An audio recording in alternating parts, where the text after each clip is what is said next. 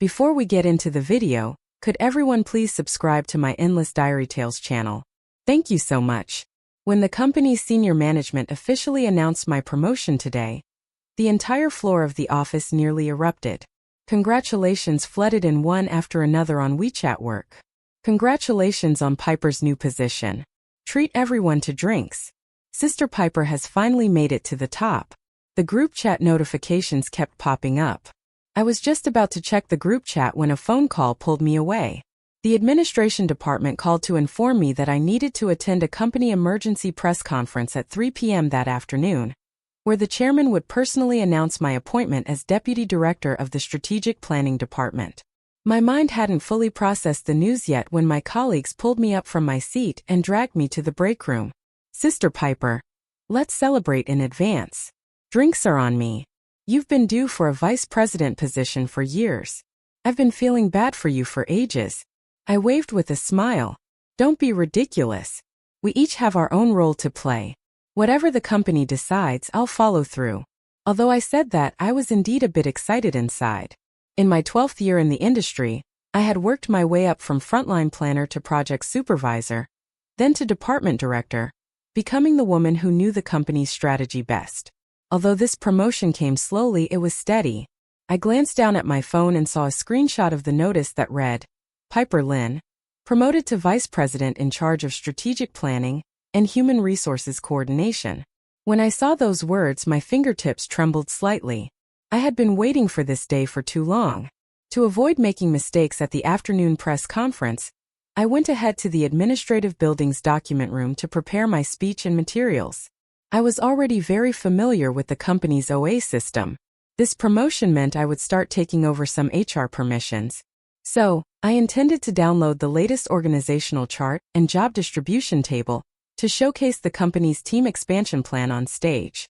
After logging into the system backend, I first searched by job title keywords to pull up data on all current department heads. While downloading the files, I casually opened the quarterly layoff list, mainly to verify a resource optimization item. Just a quick click, and I couldn't pull my hand away. I saw my name on the list of people to be laid off, clearly listed as Piper Lynn, with the submitter being Ruby-chan.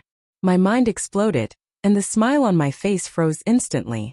The system showed the application was submitted on Friday night at 7:26 p.m. That day, I was on a business trip in Guangzhou, and Lou had stayed at the office to handle financial data.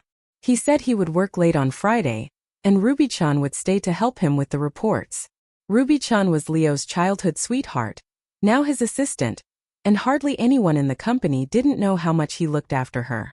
But even if he was taking care of an assistant who had only been there for 3 months, how could she possibly have the authority to touch my position? I quickly clicked into the details page where the notes section read, Insufficient strategic fit. Recommend optimization. Doesn't that sound like standard boilerplate copy from a layoff template? Even the sentence structure was too lazy to change. My mind was in chaos, but my actions were extremely calm. I opened the approval process and confirmed again that the submitter was indeed Ruby-chan, and it showed that she used the vice president's authorization code when operating. I wasn't a tech fool.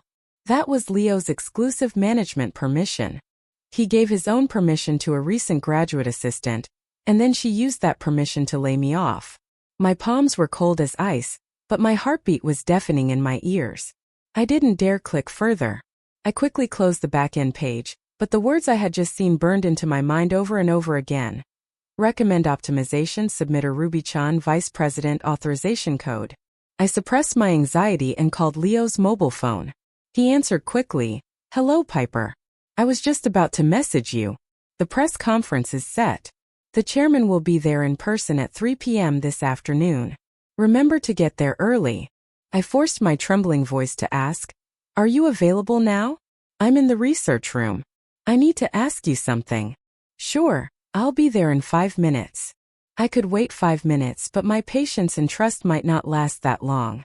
As soon as Lou walked in, he smiled and handed me a cup of coffee for this afternoon. I took the cup but didn't drink it. At that moment, I was standing in front of the computer, and the monitor behind me that hadn't been turned off was still on the layoff list page. I turned around to look at him. Did you stay at the company last Friday night? Yeah, he nodded. I was working on data with Ruby-chan. What's wrong? I clenched my back teeth. Do you know that the layoff system requires high-level permissions to submit? He was slightly startled, then smiled. Why suddenly ask about this? Do you know that Ruby-chan submitted a layoff application? I stared at him, speaking each word clearly. His expression stiffened for a moment. Then he looked away. Oh, you're talking about that. Don't worry about it. She was just joking around. She said she wanted to test the system permission, so I let her try it. I took a sharp breath. Test? Do you think it's fun to put my name on the layoff list? Come on, don't take it seriously. He frowned, seeming to think I was making a big deal out of nothing. She was just curious. I didn't expect it would actually scare you. You can just cancel it from the back end yourself. It's not troublesome. What about the permissions? Did you give them to her? I stared intently into his eyes. I'm the vice president. Isn't it fine to use my account? He said casually. She doesn't understand the process and she couldn't actually do anything. Don't be so petty. I looked at the man before me, my fiancé of 5 years, someone who had worked side by side with me in the office during countless late nights, and he actually called me petty. My voice dropped. Do you know, if I hadn't seen this list in advance, all the executives would know today that I was the one laid off? I knew you'd see it. He grew impatient. Aren't you checking the system every day? She was just playing around, testing whether you're sensitive. Come on, don't be so fragile. So she was just joking. I'll just retract it. Is the whole problem my fault, Lou? It's just a misunderstanding, right? Don't make it seem like we're scheming against you or something. He frowned. There's still a press conference this afternoon. Don't mess yourself up. I took a deep breath and nodded. Okay, I know. Seeing me comply, he finally smiled and reached out to ruffle my hair. But I turned my head away. I'll go prepare in the meeting room. You should head there too. He didn't notice anything unusual and left on his own. I stood in place, watching his figure disappear in the direction he went, my fingers tightly gripping the already cold cup of coffee. When I returned to the strategy department, there were already celebration cupcakes and balloons stacked on the desk, with colleagues gathering around to congratulate me. I mechanically smiled and responded to each one. President Lin, congratulations. Congratulations. Finally, you're getting the vice president position. We're all happy for you. I nodded. Thank you all. I'll treat everyone after work today. Just as I was speaking, Ruby-chan walked over in a light blue suit dress, holding a bouquet of flowers. President Lin, these are the flowers I specially ordered. I'm so happy to hear about your promotion. She smiled respectfully, but her tone carried a hint of playful sarcasm. I looked down at the card on the bouquet, which read, Give Vice President Assistant Ruby-chan. Vice President? Assistant? When was this position established? Who approved it? How come I never heard about it? She seemed to sense that I was paying attention to the card and quickly explained. Oh, it was proposed by Mr. Gu and just decided today, he said. From now on, I'll be directly coordinating with you, and I'll handle any errands you need done. I forced a smile. That's great. Her eyes darted around. By the way, about the system issue. I'm sorry. Really, it wasn't intentional. I was just curious and clicked on it. Didn't know how I ended up on the list. I stared at her, my voice devoid of warmth. Such curiosity is generally not welcomed by the company. Her expression froze for a moment, then quickly lowered her head. I know I was wrong. Please don't hold a grudge for such a small mistake. I turned around and sat down, flipping through the documents, but my heart was in complete chaos. That phrase she just said, going forward you'll be handling the coordination with me, sent an inexplicable chill through my chest. I had never been someone easily replaceable, but at that moment, I felt for the first time that my position had already been arranged behind my back. 5 minutes before leaving work, a pop-up appeared on my system. You are on the layoff list. Do you confirm withdrawal of the layoff application?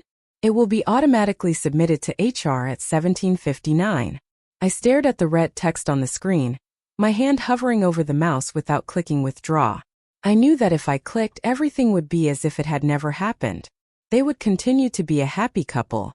Ruby-chan would continue as the new vice president's assistant, and I would still be the company's vice president. Everything staying the same. But this same came with someone quietly pushing you off a cliff when you were completely unprepared. As I looked at that blinking prompt box, only one sentence echoed in my mind. They thought I wouldn't dare leave, but they had never asked me if this place was worth staying. Time jumped to 17:59. The screen flashed and the system notified, "Your layoff application has taken effect." I leaned back in my chair, closed my eyes, and took a deep breath on my first day as promoted.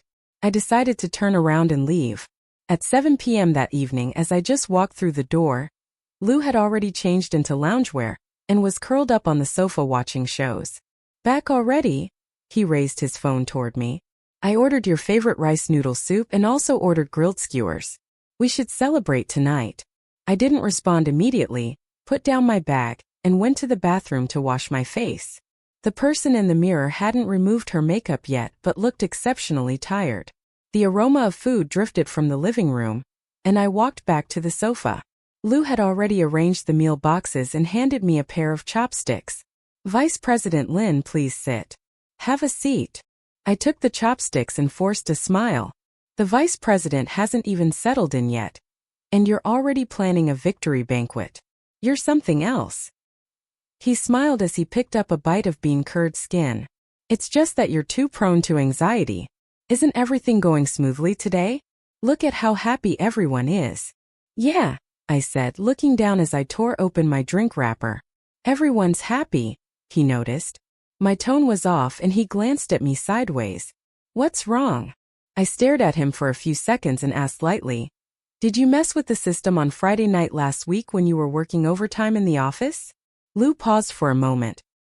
His smile didn't change, but his chopsticks paused slightly. "Are you still obsessed with that matter? Do you think I shouldn't be, Piper?" He said with a slightly reproachful tone. "You're being too sensitive. She's just a little girl. She hasn't even mastered the system yet. She just made a mistake, and you didn't get into any trouble either." I leaned back in my chair, staring at the napkins on the table, suddenly realizing, you know that after the layoff list is officially submitted, it has to go through the board of directors approval process. By then, even if I jumped into the Yellow River, I couldn't clear my name. "But didn't you see it? It wasn't actually submitted." He had an attitude of complete certainty. "You just withdrew it. Why make such a big deal out of it?" I stared at him for a long time without speaking. He casually opened a bag of sour beans and continued eating, chewing as he said, "Don't take everything to heart. Getting promoted is a good thing. Don't let this little setback affect your mood." I muttered under my breath, "A little setback?" He nodded. "Right. Ruby Chin wasn't being intentional. She's a bit childish in general. Don't hold it against her." I smiled slightly and said no more. The atmosphere at the dining table grew quiet. Lou ate happily, but I felt like there was no taste in my mouth at all. The next morning, as soon as I stepped into the office, Ruby Chin was already waiting at the door, holding a cup of coffee, her smile sweet as if it had just jumped out of a script. "Good morning, President Lin," she said. I nodded slightly, not planning to engage in small talk, and prepared to walk past her. "Can we talk for a moment?" She ran after me, her voice soft as sugar stuck in her throat. "Go ahead," I said, stopping. She glanced around, then whispered, "I really didn't mean to do it yesterday." I looked at her meticulously applied makeup and asked, "How did you gain access to the HR permissions page as just an assistant?" "I clicked by mistake," she said, her head down as if about to cry. "I didn't mean to fire you. I don't even have the nerve. Vice President Gu asked me to look up some data. I thought it was a test page, so I just filled out a test template with your name. I didn't mean it. I thought it was just an example." She looked like a wrong student. I realized something was off after I checked, but the system seemed to freeze at the time. I didn't know what happened later, so I just left it alone. She looked up at me with watery eyes. "Sister Lin, I really admire you. You've achieved something extraordinary to reach your position. I've always looked up to you as a role model." I was speechless for a moment. She moved closer and added, "I'm not the kind of person with ulterior motives. You're angry, I can go apologize to H." I looked down. "Don't click things randomly in the future." "Thank you, President Lin." Her eyes lit up instantly like a prisoner granted clemency as she handed me the coffee. "This is the one you usually drink. I remembered you like it with half a scoop of sugar." I took the cup, my fingers pausing. I did indeed like this coffee, but rarely drank it in the office because I didn't want to reveal my taste preferences unless someone cared deeply about me. And she had only been here for less than 3 months. I looked up into her innocent eyes and suddenly felt a thin layer of ice press against my back. Not long after returning to my desk, a WeChat notification popped up. A screenshot and voice message from Zhao Xiao. "Sis, this vice president's assistant sure has a wild nightlife." I opened the screenshot. It was a social media post from 2 o'clock in the morning. Ruby Chin had posted a photo of a candlelit dinner with 2 steaks and 2 glasses of red wine on the table with the caption, "Thank you, President A, for all the support along the way. I finally deserve the title of Vice President's assistant." Several familiar faces had liked it and many commented, "Sister, you're getting more beautiful every day. You said, hard work pays off and you've proven it." I stared at the photo for a few seconds, then suddenly realized the silver chain on the wrist on the right side of the wine glass. It was the exact kind of business watch Lu usually wore. I clicked into her profile and scrolled back, realizing this wasn't the first time she posted something subtly suggestive. Some say I'm lucky, but that's because I know who to follow. Timing is more important than effort. There's more than one vice president. I'm also a vice president's assistant. Each line was wrapped in cleverness, a mix of boastful pretense and truth, leaving no room for criticism. I closed the page and tapped the desk with my fingers. Vice President's assistant.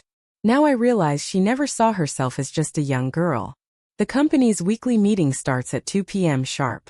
I thought today's focus would be my promotion and official assumption of the position, but Lu cleared his throat at the beginning and shifted gears. Besides announcing Piper Lin's promotion to vice president, there's another personnel arrangement to be made today. He looked toward the right side of the conference table and nodded at Ruby-chan. Due to the newly added project chain management function in the strategy department, we are now establishing the position of deputy assistant to be held by Ruby-chan, assisting Vice President Lin with daily coordination work. The conference room fell into silence. It was a few seconds before someone lightly clapped, followed by sparse responses. I looked at Lu's composed and calm face across from me. His lips curled into a smile that said, "You already knew, didn't you?" Then I looked at Ruby-chan. Her cheeks were slightly red. Her lips curved in an appropriate smile, looking surprised and honored. No one pointed out the real logic behind her sudden rise to a core figure overnight, but I scanned the people in the conference room. They mostly saw through it too, yet they all pretended not to. Lu said, "Vice President Lin, you can offer a few words." I stood up, glanced expressionlessly at Ruby-chan and spoke calmly. "In work, I won't let personal feelings interfere with professional duties. But please, Assistant Chun, remember that in this position, any action must bear responsibility." She was stunned for a moment, then nodded vigorously. "Yes, Vice President Lin is absolutely right. I will be more careful." The meeting continued, but my mind was filled with only one thought. From today on, she is no longer the little childhood friend of President Gu. She is now a person I've officially placed in power, at least on the surface. The moment I returned to my office, I opened the system. The familiar prompt box appeared again. "Do you want to withdraw the layoff application? The system will lock the submission within 72 hours. I stared at that blue button for a long time, my fingertip hovering over withdraw. Yet I never clicked. Everything happened too fast. So fast it felt like a script already written, with Lu not even bothering with any setup, directly lifting her up as if he had already assumed I wouldn't leave, or that he simply didn't care whether I stayed or went. And I suddenly realized he wasn't unaware of what he had done. He just didn't care about the embarrassment I might face because of it. The system was still counting down. 8 minutes and 37 seconds remaining until submission to the HR system. I smiled faintly and clicked close. Not because I didn't want to withdraw, but because I didn't want to retreat. Saturday morning, sunlight fell on the nightstand, and I was awakened by the alarm clock. The silver ring beside me gleamed in the light. It was the engagement ring Lu had given me 3 years ago. At the time, he said, "When you get promoted, we'll go try on our wedding dress." Back then I laughed and replied, "What if I never get promoted?" He ruffled my hair and said, "Then I'll help you promote yourself." These years we'd almost lived in work. Overtime, business trips, project meetings, and even holidays were often spent at the office. I used to think we were partners walking side by side with our relationship and careers steadily growing stronger. In the top folder of my phone gallery, there was still a photo of that wedding dress, a mermaid silhouette, sleeveless with a waistline that fit perfectly. It was the first dress I tried on at the bridal shop. At the time, I said we'd wait until the day I became vice president to try it on.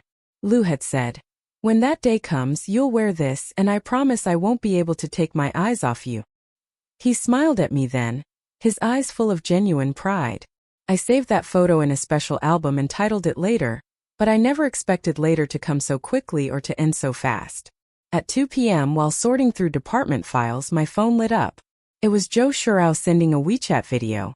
"Sister, you see this?" I opened the video. At first, it showed a high-end bridal shop on the second floor of a mall.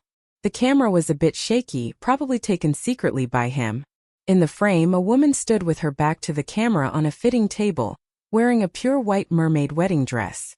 The lines were instantly recognizable as the one I had saved in my album. The camera moved forward slightly, revealing Lo's figure. He was leaning on a sofa, holding a phone with a faint smile on his face. The woman walked over and asked him something. He looked up, reached out to adjust her veil. Such a natural yet affectionate gesture I knew so well. It was a pose he had done for me countless times. The camera shifted again, and both of their hands wore identical thin silver chains, the same couple bracelets. At the end of the video, Lou stood up and walked over to her, bending down to whisper something. Although I couldn't hear the words, the closeness and the smile were unmistakable. I held my breath, watching the video freeze on the moment the woman turned around. Her face was ruby chin. My fingers trembled slightly, and the phone nearly slipped from my hand. I replayed the video 3 more times, each time becoming clearer in my realization. That dress was meant to be mine to try on. That person was meant to be me. I picked up my phone and dialed Leo's number directly. The call was answered quickly with the background noise of a bustling mall. "Piper, I'm busy right now. Are you in a bridal shop?" I cut him off, my voice unusually calm. He paused for a moment, then hesitated. Yeah, I'm with Ruby Chin." "What's Ruby Chin doing here?" I asked. "She's helping her sister pick out a wedding dress," he replied without thinking. "Her sister is getting married next month, and she insisted she come look at styles. I just happened to be passing by, so I brought her in." "You two tried on the mermaid style," I said. There was a 2-second silence on the other end, followed by a light chuckle. "Are you still thinking about that? Why are you going through my phone like a ledger?" "Piper, have you been a bit too tense lately?" "I have a video," I interrupted him, my tone calm but firm enough to stop him. "Did you secretly film me?" he asked. "It wasn't me who took the video," I said, taking a deep breath. "But the footage is pretty clear. You helped her adjust her veil. She wore those bracelets and you were smiling." "It's a misunderstanding," he quickly explained. "Her sister was changing clothes, and the store clerk asked her to try on a sample. She was worried it wouldn't fit, so I just helped her adjust it." "Why are you always so suspicious?" I heard myself let out a faint laugh. "Leo, you're really good at making things up." He sighed, his voice carrying a hint of irritation. "I know you've been under a lot of pressure from your recent promotion. But can you please stop taking it out on me? I haven't done anything wrong. It's just that you're overthinking things too much." "Overthinking?" I retorted. "Yeah, you're right. You get upset over such a small thing. I really don't know how you became like this. Don't you think this is ridiculous?" I asked. "It's you who's ridiculous." His voice started to turn sharp. "I went with you to pick out your wedding dress out of kindness, and you still had to twist it into something bad. Piper Lynn, can you please stop being so controlling?" I held the phone tightly, my knuckles almost white. "So your conclusion is that I'm wrong? If you want to interpret it that way, I can't do anything about it," he said coldly. "Then there's no need to explain," I said calmly. "Lo, we're done." "What did you say?" "Done. Go tend to your deputy duties." After saying that, I hung up the phone directly. The moment the screen went dark, my hands stopped shaking. After the call ended, I stared at the black screen for a long time. The tightness in my chest didn't fade immediately but instead slowly spread, as if something cold was spreading inside me. I opened my contacts and found his name, Mr. Gu. My finger gently slid across the screen, clicked into the details page, and selected delete contact. The system popped up a prompt, delete, and I clicked yes without hesitation. Then I opened WeChat, searched for Rubychin and clicked block and delete. I cleared photos, chat records, voice and video messages, shared memos one by one. Even the silver ring he had given me was taken off and placed in a drawer. Each deletion felt like something was falling from my chest. But strangely, when it was all done, only clarity remained. After deleting everything, I leaned back in my chair, staring blankly at the company logo on my computer desktop. It was then that I realized in the past few years, I had not only given my feelings to him but also handed over the rhythm of my life to him. And when I trusted him the most, he had easily switched channels. It was late at night when I walked to the balcony, opened the window, and a cold breeze rushed in, making me shiver slightly. Street lights reflected on the glass, showing a stranger's reflection. I suddenly smiled. Actually, he hadn't changed. It was just that I was too slow to see it. I turned my phone on again, opened the system page, and saw those familiar words. Your layoff application will take effect at 1,800 hours the next day. I didn't move. The wind moved the curtain, and the lights outside flickered.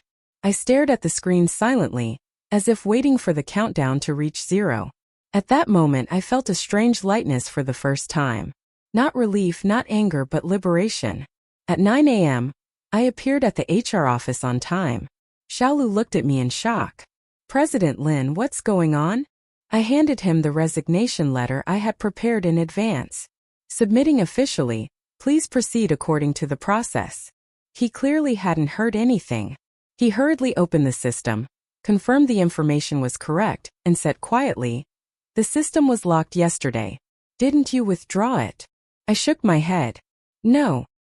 His face immediately changed, and he gave a somewhat embarrassed smile. The company really doesn't want to let you go. You're the head of the strategic department.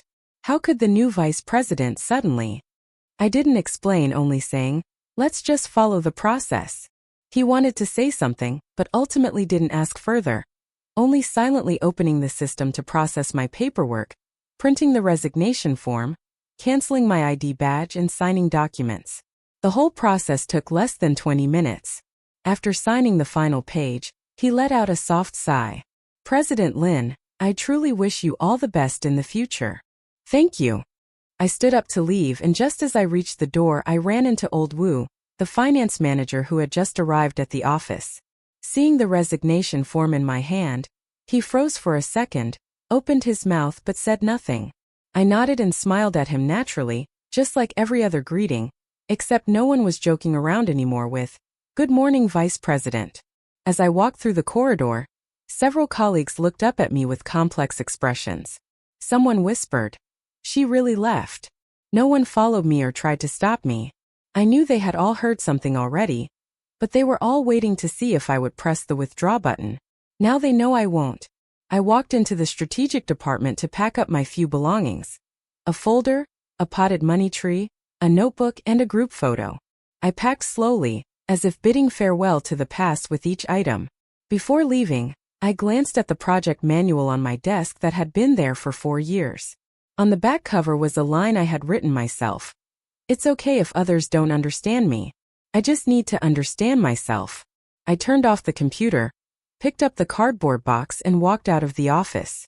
Just as I stepped into the lobby, my phone buzzed. It was a call from Lou. Where are you now?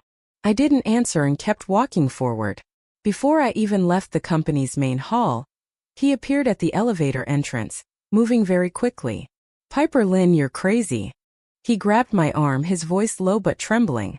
You really didn't withdraw it? I looked at him, my eyes as calm as still water.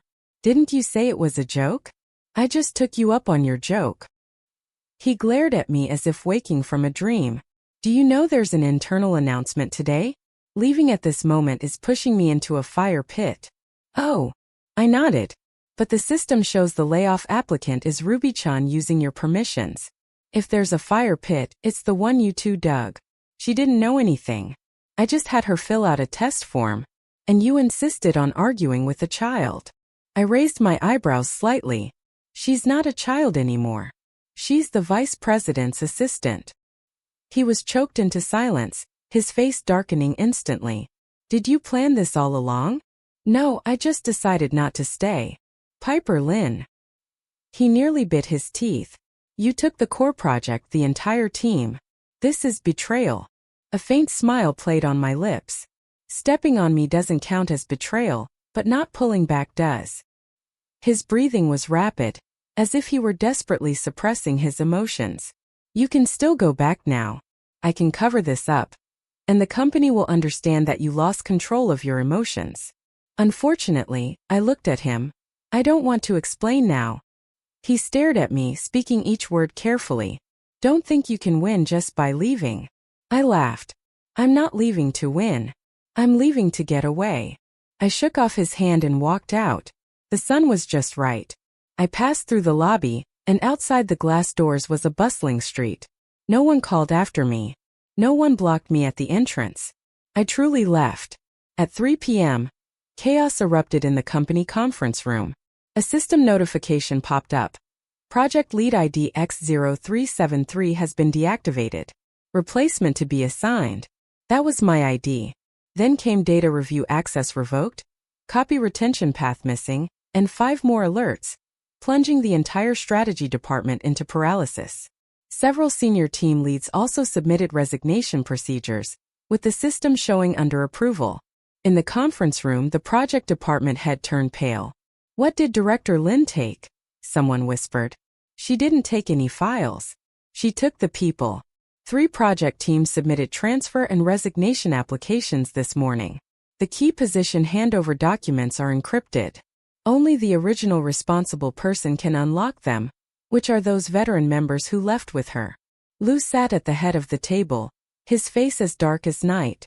Ruby Chin sat on one side, flipping through documents, her fingers trembling, her face paler than paper.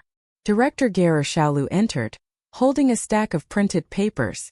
These are today's new resignation applications, including Zhao, head of the planning department, Liu, head of operations, and Xiaoing from finance. Liu slammed the table. Are they all crazy? They all ran off. The project department assistant whispered. They said they're going to the new company with Director Lin. The conference room fell into deathly silence. No one dared to make a sound. Ruby Chin's voice was shaky. Then should we still hold the afternoon meeting? Liu Gu stared at the system with rows of pending personnel data, disconnected and document lock notifications, as if someone had stripped his skin off in public. He asked slowly, which company did she go to? No one answered, but everyone knew his most solid move had backfired.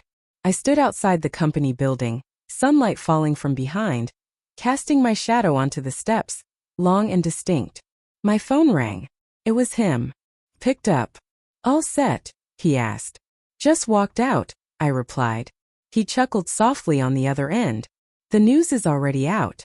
Screenshots of your company's internal system failure are going viral online. That's too fast.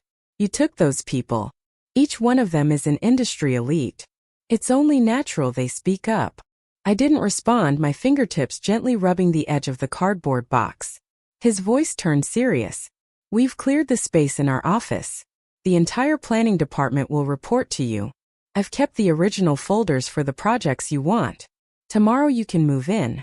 I watched the bus drive past across the street, and the scenes in my mind switched to the floor-to-ceiling windows of the new office building, the coffee machine, the private meeting room.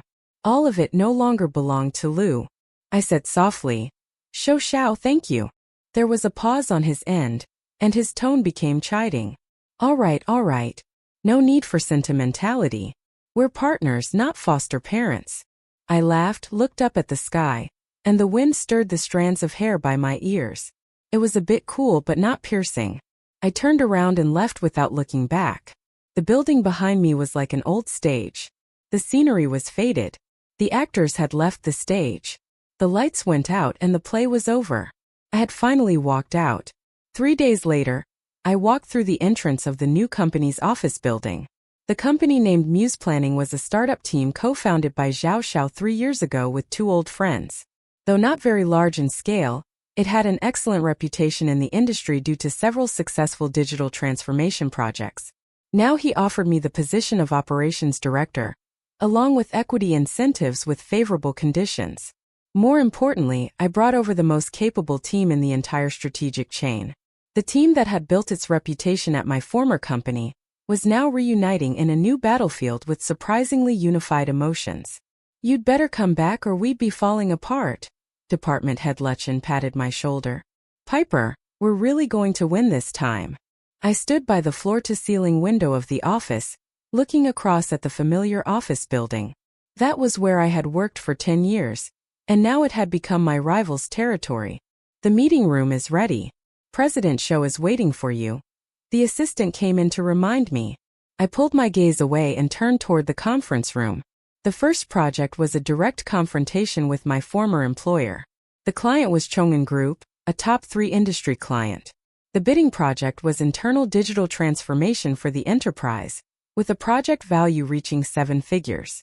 I had worked with this client for 2 years at my former company, and now it had become our first tough battle. "How do you want to fight this battle?" Zhao looked at me. "Win," I replied. He laughed. "I like your straightforwardness." I glanced at the bidding materials on the table, flipped to the first page of the planning section, and Ruby Chin's name was clearly listed. She was the head of our counterparts. I said softly, "Nice." The bidding meeting was held at Chong'an Group's headquarters. That morning at 9 a.m., I arrived with my team on time. In the corridor outside the meeting room, as I just sat down, a familiar figure appeared at the door. Ruby Chin entered, wearing high heels and carrying documents. She wore a well-fitted white suit. Her makeup was daring, and her gaze swept across the room, meeting mine directly. For a moment she stopped. A flicker of panic crossed her eyes, but she quickly regained her composure. "President Lin," she smiled. "Didn't expect to meet so soon." I also smiled. Assistant to the vice president, transferred temporarily, assigned to lead the project. She smiled, a hint of challenge flashing in her eyes. "President Gu said Chong'an is a big project, so I have to be in charge." I looked at her without responding. After the meeting started, we presented first. I displayed on stage the research data our team gathered on Chong'an Group's legacy system, employee pain point analysis, and a visualized solution based on AI-optimized processes. The logic was clear and the data was solid. Several senior executives from the client side nodded frequently. When it was time for the old employer to step in, Ruby Chin flipped through her slides with ease, speaking quickly and confidently, though the content seemed all too familiar.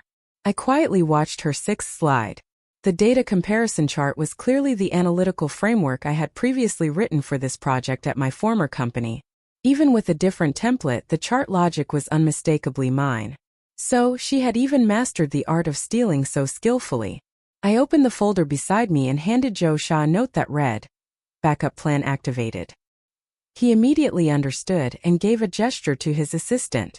5 minutes later, our emergency solution was projected live. The supply chain retrospective process from Q3 of last year is not in your presentation, I pointed out. "We built our model based on Q1 data this year," Ruby Chin replied, her tone clearly becoming impatient. "You overlooked the outsourcing system issue at the end of last year. The client lost over 8 million yuan because of it," I said, looking at the client representative. He looked surprised. "How did you know about that?" I smiled slightly. "One of our engineers personally worked on that system retrospective project. I can send you the report on how the mistake occurred right now via email." Ruby Chin clearly panicked, frantically flipping through her documents in an attempt to find supplementary materials, but it was obvious she hadn't prepared a second plan. The client side started whispering among themselves, and someone had already closed her presentation book with impatience. I seized the moment. Our team can complete process simulation testing within 2 weeks and deliver a demo version in advance. If the client is satisfied, we can proceed to the system deployment phase. Can your team handle the scale of Chong'an's deployment? The client representative questioned. Our predecessor was the strategy group of the Formers Group. The OA system you're currently using was developed by us, I replied. The client nodded and finally showed a satisfied expression. That system was indeed very user-friendly. At this moment, Ruby Chin stood silently by, her face pale. Her assistant quietly handed her the second contingency plan, but her trembling hands failed to catch it, and the entire stack of documents crashed to the ground with a sharp crack. In that instant, all eyes in the conference room turned to her. I spoke softly. Didn't the Deputy General's assistant handle system projects? Her eyes were panicked, her lips pale, and for a moment she couldn't utter a word. The client representative made the decision. We've decided to adopt the solution proposed by MUI's planning, and we'll sign the cooperation agreement shortly. I closed my laptop, stood up, and bowed. Thank you for your trust. As I walked out of the conference room, I saw Ruby Chin standing motionless in front of the glass, her fingers tightly gripping the edge of the table, her knuckles turning white. This was the first time I had completely shattered her carefully constructed public image under the bright daylight in front of her polished persona by easily defeating her without shouting or seeking revenge, simply by presenting the most straightforward facts that shattered the dignity she had desperately maintained. Less than 2 hours after Chong'an Group officially announced their intent to cooperate, my former employer was in complete chaos. The project manager posted screenshots in the internal group chat about stolen client data and premature leaks of bidding materials, causing an uproar. Lu exploded during the emergency management meeting in the afternoon. Who the hell gave her the PPT? The conference room fell into deathly silence with no one answering. Are you all mute? He slammed his hand on the table. Someone whispered. It seems someone changed the system permissions last month. Who approved the changes? It was Ruby Chin using your ID to assign permissions. Lu's face turned ashen. He turned to Ruby Chin, who sat in the corner. You tampered with the system? Ruby Chin stammered. I just wanted to supplement some data. I didn't expect her to. You got publicly humiliated in the meeting and you still have the nerve to talk? Her face flushed red and she couldn't speak. Lu stood up in anger. The board will investigate the permission leak. Go explain it yourself. No one dared to speak again in the conference room. At that moment, his assistant walked in and reported quietly. Piper Lin sighed. The Chong'an contract has been signed, and they're preparing for the test phase. Lu's anger flared even more, but he knew clearly that he had lost this round completely. Since the night of the failed bid for the Chong'an project, Lu had never answered Ruby Chin's calls. At first, she only sent messages carefully saying, Lu, I didn't expect her to come. Later, she switched to voice messages, her tone gradually becoming panicked. I really didn't mean it.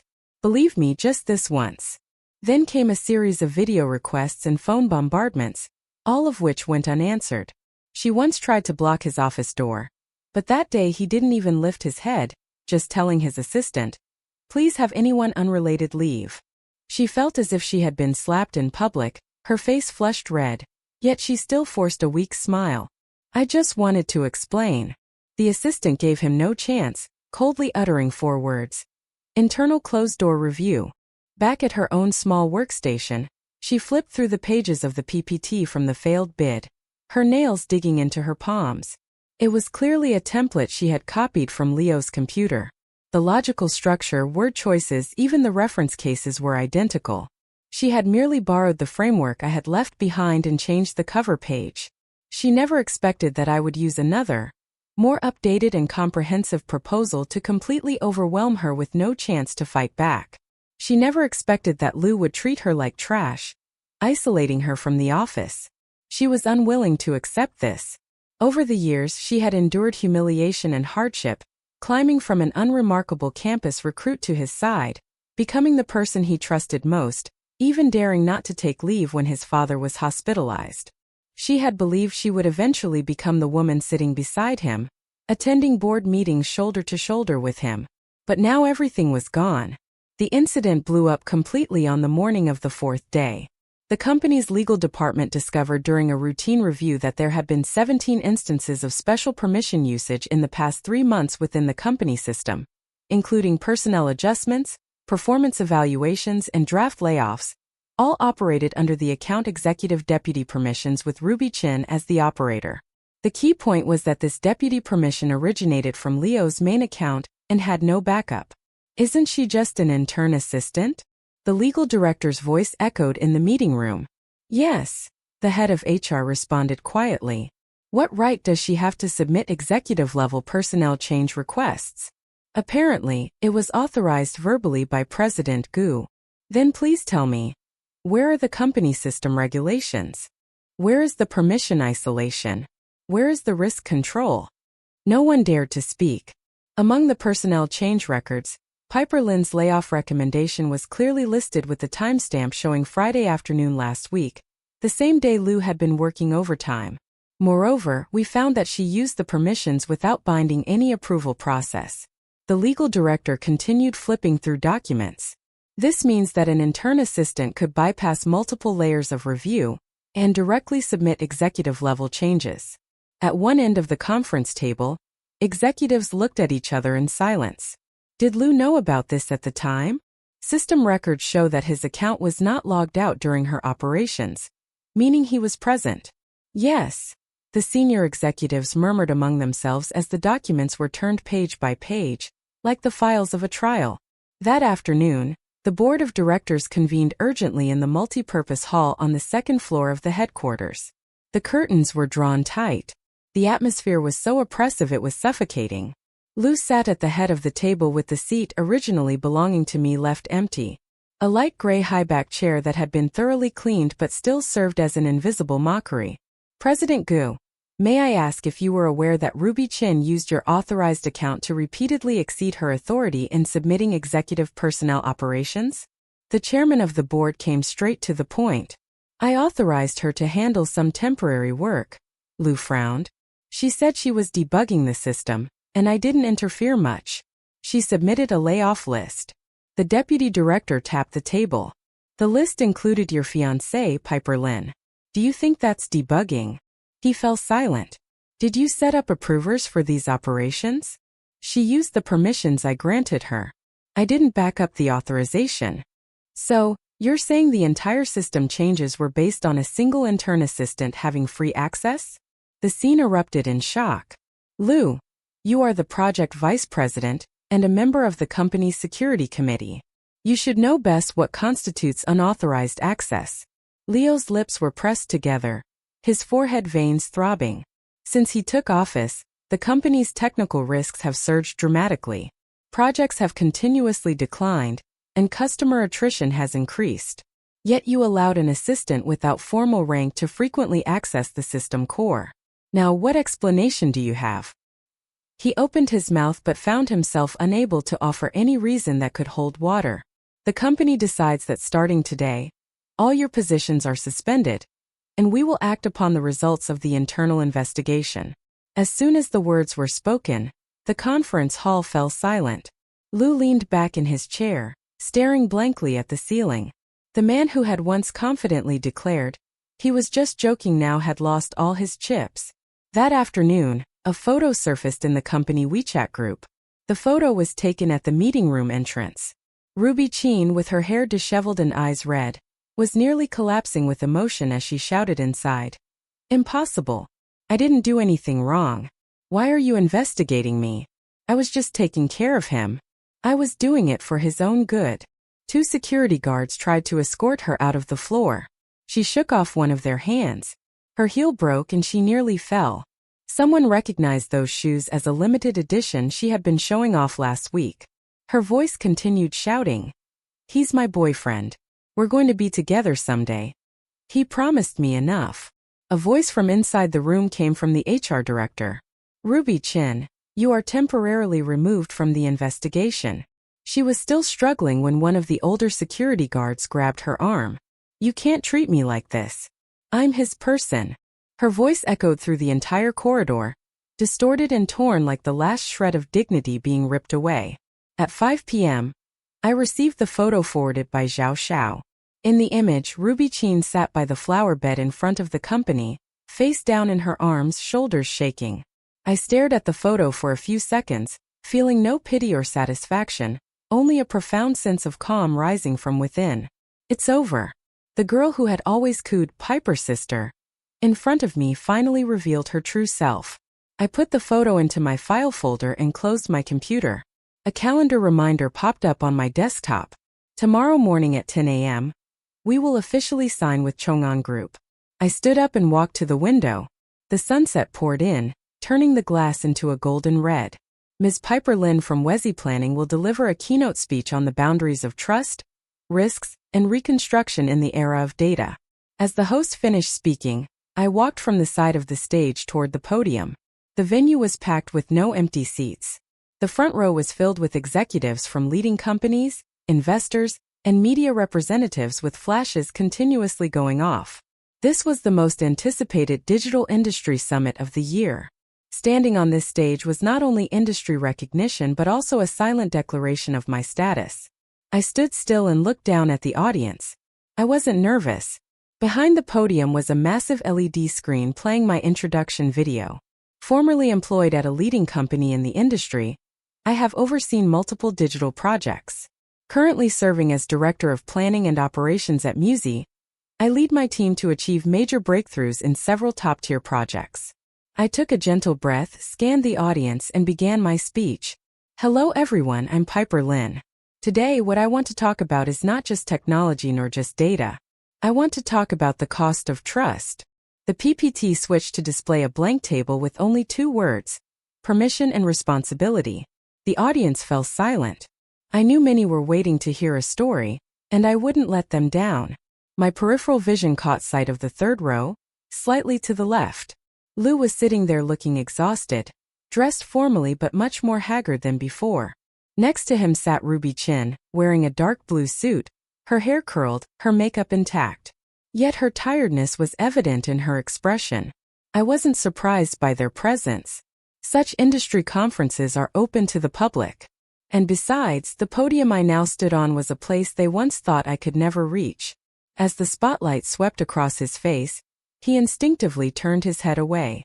I didn't look at them and continued speaking. I once worked for a company for 10 years and I thought time could earn trust.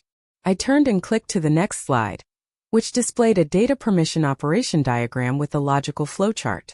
But later I realized a line of code, a temporary authorization, could erase a person's trust completely. I didn't name anyone, but everyone in the audience knew who I was talking about and which company. I heard a slight commotion from somewhere in the audience. Some people murmured, others glanced toward the third row. Lou remained seated, his head down as if he couldn't hear anything. Ruby Chin sat extremely straight, her hands clenched tightly, her fingernails deeply embedded in her palms, her smile long gone, replaced by silence. Permission can empower someone with the power to change a system, or it can destroy a partnership, even a relationship. My voice remained calm but firm. A misuse of permission doesn't just ruin a program. It destroys the trust system behind the process. It fractures teams and ends relationships that could have continued. The screen flashed a familiar news screenshot. Group's core project goes out of control. Management permission suspected to be tampered with by the intern responsible. Person under investigation. Low murmurs erupted in the audience and someone asked me, "Did you ever regret leaving?" Actually, there's something I've always wanted to say. The one who should truly regret has never been me. I scanned the audience below. I'm here today to tell you, don't underestimate what lies behind the abuse of power, the sacrificed professional team, and the trust that's been broken. The audience erupted in the first round of applause. I paused for a few seconds and continued. Fortunately, I later joined a new team that believed in me and was worthy of my trust. We rebuilt our processes and systems and, more importantly, the trust between us. The screen switched to photos of me working with my team. Some smiling, others sketching flowcharts on the conference table with the large floor-to-ceiling windows of our new office in the background. I'm very proud to be here today telling this story.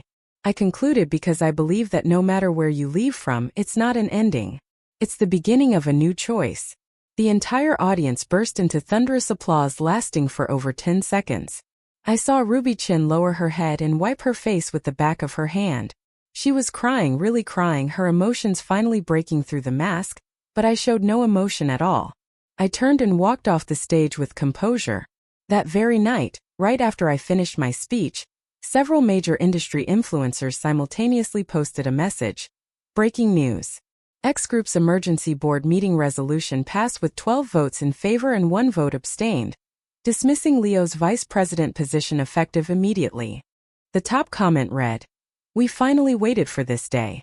The heat hadn't even died down when a screenshot of the meeting minutes was leaked due to long-term power confusion and failure of supervision. The project has been out of control repeatedly. Lou will no longer hold any management position and will enter a probationary period. That night, messages flooded in the group chat. Did you see the trending topic? He's done for. I heard he's already moved out of the executive apartment. Ruby Chin is probably also being punished. Even the outsourcing companies won't hire her anymore. I didn't respond. I just turned my phone to silent and continued organizing the project materials for the next day. The coffee on the desk had gone cold. I got up to pour it out. Just as I turned around under the streetlight, a familiar black sedan stopped at the corner of the street. I stood by the window watching, barely making out a silhouette in the car. It was him sitting there motionless as if waiting for something. But I didn't go down because he should know that I had already walked the entire return path. What's left now is for him to keep spinning in place. Lou arranged to meet me on a rainy afternoon. He was wearing a gray coat, standing outside the cafe beneath the Muse planning building, his expression unusually calm. I wasn't surprised. People like him couldn't truly stay silent. I want to talk to you, he said softly, his eyes holding a restraint I had never seen before. Piper. I've been thinking about the issues between us lately. I sat down without responding. He tried to push the coffee toward me, then quickly pulled it back as if realizing he no longer had any right to do so. I was wrong, he said, his voice low. The day you left, I thought you were just being impulsive. But later, you took the Chong'an project by yourself and built the entire line. By then, you no longer needed me, did you? It's not about needing or not needing, I said calmly. You cut that thread yourself, the thread of trust. He looked down, his knuckles white. I've been thinking if we could start over. I interrupted him gently. Leo, this isn't a matter of who wins or loses. We're just not compatible. In that moment, his eyes finally changed from trying to persuade to genuine surrender. You're already ahead of me, he said. I didn't deny it. Yes, I've already moved on. It wasn't because I hated him so much, nor because I needed him to regret it. It was simply that I no longer wanted that kind of relationship. On the day of the new company's board meeting, I didn't wear my usual business suit, just a simple white shirt and a gray-blue blazer. When the meeting ended and the chairman formally announced that I would be promoted to one of the company's board members, applause erupted throughout the room. My hand remained on the notepad, not lifting for even a second. It wasn't because I wasn't excited. It was because I had never believed that I could regain anything through confrontation. What I had gone through shouldn't be repaid with hatred. I was simply taking one step at a time to reclaim the position that was rightfully mine. At lunchtime, the young colleagues in my department teased me into buying them a meal. Director Lin, it's only proper that you treat us to something good now that you're a director, isn't it? I couldn't help but laugh. Fine. Whoever works the latest today gets to choose the menu. Huh. Isn't it usually whoever leaves first who pays? Now that I'm a board member, it's my rules. Everyone burst into laughter. Zhao knocked on the door frame. You free? Want to go get some fresh air before the afternoon meeting? Where? Go see the sea. I paused then nodded. Okay. The sea breeze was strong in the evening, and the sand was whipped up by the wind in all directions. I walked beside Xiao, leaving a trail of shallow footprints in the sand. Do you remember the first time we drank here? He suddenly asked. I remember. I nodded. Back then you said starting a business was a foolish path and I laughed at your idealism. Now you're standing in the reality of ideals. That's right, he said. I didn't respond. The wind carried a salty taste and a hint of warm moisture. He stopped walking, turned his head to look at me, his voice soft. If I had come earlier, would you have chosen me? I didn't answer right away. He didn't press. He just stood there waiting. The sea breeze scattered my hair. I looked up at the horizon where clouds churned like waves that hadn't yet calmed. I thought for a long time, then finally smiled. I wouldn't choose anyone. He raised an eyebrow. I just want to choose myself now. He was stunned for a moment, then smiled too. Okay, then from now on we'll choose ourselves and walk side by side. I nodded. Some relationships don't need promises or answers. Just standing in the same scenery shoulder to shoulder is enough. In the early morning, I sat alone by the sea, my shoes cast aside, my feet buried in the fine sand. The waves gently lapped at the shore, layer upon layer. Sunlight pierced through the thin mist, warming my face. Beside me lay a notebook filled with the new project proposal for the next quarter. Several initial concepts were still in draft form, but I already had a general direction. I opened another folder. Inside was a draft email I had written to myself. Piper, do you remember yourself 10 years ago?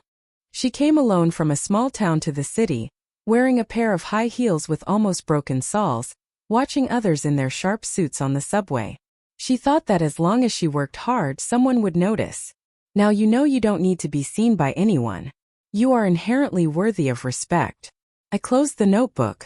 In the distance, a child was building a sandcastle on the beach, constructing a spire bit by bit.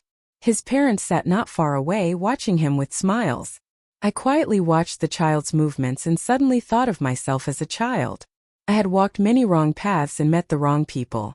But thankfully, I never abandoned myself. I can finally live without trying to meet the expectations of others, and I finally understand. Life is not about winning or losing. It's about choices.